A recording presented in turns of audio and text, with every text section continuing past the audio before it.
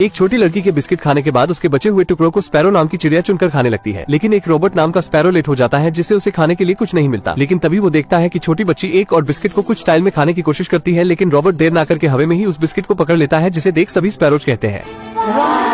Robert biscuit लेकर अपने घोंसले में आता है जहां उसकी पत्नी और उनका अंडा होता है और आज उस अंडे से बच्चा बाहर निकलने वाला है, इसलिए दोनों बहुत खुश होते हैं। लेकिन तभी ये खुशी एक खौफ में बदल गई, क्योंकि उनके पीछे एक खूंखार भालू होता है जो सभी को खा जाता है। दूर खड़ी एक अरोरा नाम की बगुली को कुछ आवाज सुनाई देती है। इसका पता लगाने के लिए वो घोंसले में जाती है, लेकिन वहाँ उसे कोई नहीं दिखता। तभी उसे स्पैरो पक्षी का पंख दिखता है, जिससे वो समझ जाती है कि इस घोंसले में कोई हमला किया था। लेकिन तभी घोंसले में रखा एक पत्ता हिलने लगता है। अरोरा जब पत्ते को हटाती है तो वो अंडा अभी भी सही सलामत था और उसमें से बच्चा बाहर आता है जिसका नाम है रिचर्ड। रिचर्ड जब बाहर आता है तो अरोरा को देखता है और उसे ही अपनी माँ समझने लगता है। अरोरा को रिचर्ड बहुत ही अच्छा लगता है, इसलिए वो उसे अपने साथ रखने का फैसला करती है। अरोरा को रिचर्ड बहुत ही अच्छा लगता है, इसलिए वो उसे अपने साथ रखने का फैसला करती है और रिचर्ड को अपने साथ अपने घोंसले में ले जाती है, जहाँ उसका पहले से एक मैक्स नाम का बच्चा होता है। तभी वहाँ अरोरा का पति क्लोडियस आ जाता है। वो रिचर्ड को देखते ही अरोरा से कहता है, इसे जहाँ से लाई हो वही छोड़ाओ, क्योंकि क्लोडियस हमेशा से स्पैरो पक्षी से जलता था। लेकिन अरोरा के काफी मनाने पर वो मान जाता है। कुछ दिन बीतते हैं और हम रिचर्ड और मैक्स को देखते हैं जो अब बड़े हो चुके हैं। एक दिन वो दोनों खेल रहे थे कि तभी रिचर्ड जोश में आकर उड़ता हुआ बादलों की ओर बढ़ता है। तभी हवा के दबाव के कारण वो लड़खड़ा कर नीचे गिरने लगता है, लेकिन मैक्स उसे बचा लेता है।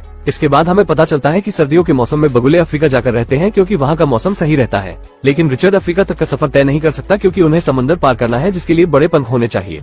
अरोरा उससे कहती है, तुम हमारे वापस आने तक इंतजार करना, लेकिन वो उनकी बात नहीं मानता और चुपके से उनकी रखी हुई सभा में चला जाता है। लेकिन तभी पत्थर टूट जाता है और रिचर्ड उनके सामने जा गिरता है। इस बात के लिए उसे बहुत डांट पड़ती है। तभी अरोरा उसे उसी जगह ले जाती है जहाँ से उसे लाई थी। वो रिचर्ड को बताती है कि मुझे तुम इसी जगह पर मिले थे और मैं तुम्हारी माँ नहीं हूँ। लेकिन वो तब भी उसकी बात नहीं मानता और उनके साथ चलने की जिद करने लगता है। मगर वो सभी जानते हैं कि रिचर्ड के पंख बहुत छोटे हैं, जो अलग प्रजाति का पक्षी है, और वो इतने दूर तक का सफर तय नहीं कर सकता, और इसीलिए क्लोडियस उसे वहाँ नहीं ले जाना चाहता, क्योंकि वो समुद्र को पार नहीं कर सकता और उसने ऐसा किया तो उसकी मौत निश्चित है। रात के समय रिचर्ड जब सो रहा था तब सभी बगुले काफी दुखी होते हैं, क्योंकि उन्हें रिचर्ड को छोड़कर जाना होगा। और सुबह होने से पहले वही बगुली जो उसे पाल पोस कर बड़ी की थी, वो आंसू के साथ उसे अलविदा कहकर चली जाती है। तभी बारिश होने लगती है, जिससे रिचर्ड की आंख खुल जाती है और वो सभी बगुलों को जाता देख उनका पीछा करता है। लेकिन हवा के तेज दबाव और झोंके से वो नीचे गिर जाता है और वही बेहोश हो जाता है। कुछ देर बाद जब उसे होश आता है तो वो अपने सामने एक उल्लू को देखता है और छुप जाता है। लेकिन उल्लू उसे बताती है कि मैं तुम्हें कुछ नहीं करूंगी। रिचर्ड उसे बताता है कि मैं अपने परिवार से बिछड़ गया हूँ, जो अफ्रीका के सफर में निकले हैं। इतना कहकर वो वहाँ से निकल जाता है, लेकिन वो अपना रास्ता भूल चुका था। तभी वहाँ कई सारे चमगादड़ आ जाते हैं जो रिचर्ड पर हमला करने के लिए आगे बढ़ने लगते हैं। जो रिचर्ड पर हमला करने के लिए उसकी तरफ बढ़ते हैं, तभी ओल्गा वहाँ आकर उसे बचा लेती है।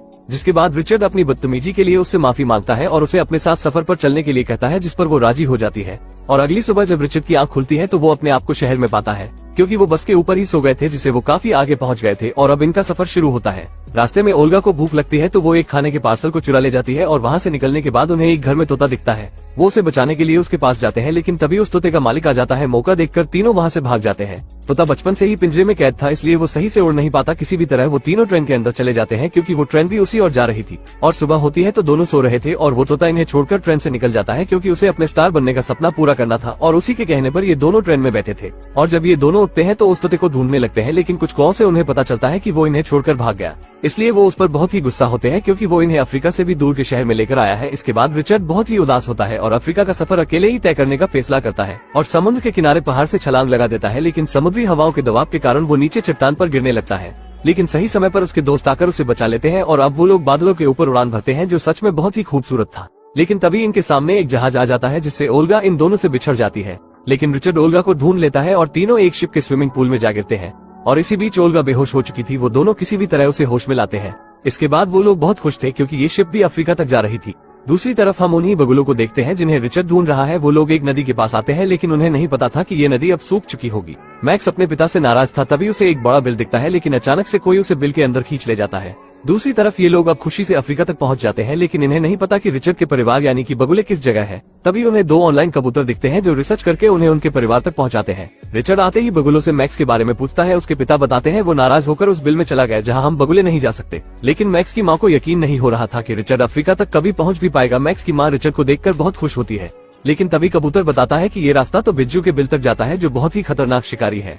लेकिन रिचर्ड अपने दोस्तों के साथ अपने भाई मैक्स को बचाने के लिए उस खतरनाक बिज्जू के बिल में चला जाता है। लेकिन कीकी थोड़ा फट्टू था। अंदर बहुत अंधेरा होता है, लेकिन तभी ओल्गा को एक बिच्छू दिखता है, जिसे खाकर वो कहती है इसमें काफी मात्रा में प्रोटीन है। तभी रिचर्ड को मैक्स मिलता है, जो बेहोश हो चुका था। लेकिन अचानक कीकी को बहुत सारी लाल आंखें दिखाई देती है, जिससे डरकर वो चिल्ला देता है और उसकी आवाज से वो खतरनाक बिज्जू इनके पीछे पड़ जाता है। वो रिचर्ड को खाने ही वाला था, लेकिन तभी कीकी रिचर्ड को बचाने के लिए बिज्जू के सामने आकर गाने के साथ डांस करने लगता है। जिससे वो बिज्जू उसके कंट्रोल में हो जाता है। रिचर्ड मौका पाकर अपने आप को बचाता है और अपने दोस्तों से इस बिल से बाहर निकलने को कहता है। रिचर्ड अब अकेले ही खतरनाक बिज्जू का सामना करता है। वो काफी देर तक बिज्जू से बचता हुआ भागता है। तभी उसे एक उपाय आता है और वो उस बिज्जू को उसकी ही मदद से उसको बिल में दबा देता है, जिससे बिज्जू का अंत हो जाता है। लेकिन सभी पक्षी रिचर्ड की मौत से काफी दुखी थे। तभी ओल्गा को थोड़ी दूर जमीन से कोई जीव निकलता हुआ दिखता है, जो रिचर्ड ही था। उसके दोस्त खुशी से रोने लगते हैं और कहते हैं, हम नसीब वाले हैं जो हमें ऐसा दोस्त मिला है। तभी उसके पिता रिचर्ड से कहते हैं, अब से मैं तुम्हें अपना बेटा मानता हूँ, और ये भी कहते हैं कि क्या रिचर्ड तुम हमें आगे का रास्ता दिखा सकते हो, जिससे सभी लोग बहुत खुश होते हैं और इस मूवी की यहीं पर ही हैप्पी एंडिंग हो जाती है। दोस्तों, यहाँ तक आ ही गए हो तो वीडियो को एक लाइक जरूर करें और भी ऐसे ही मूवी एक्सप्लेन वीडियो देखने के लिए चैनल को भी जरूर सब्सक्राइब करें। हम मिलेंगे आपसे बहुत ही जल्द ऐसी ही धमाकेदार वीडियो में। तब तक के लिए गुड बाय।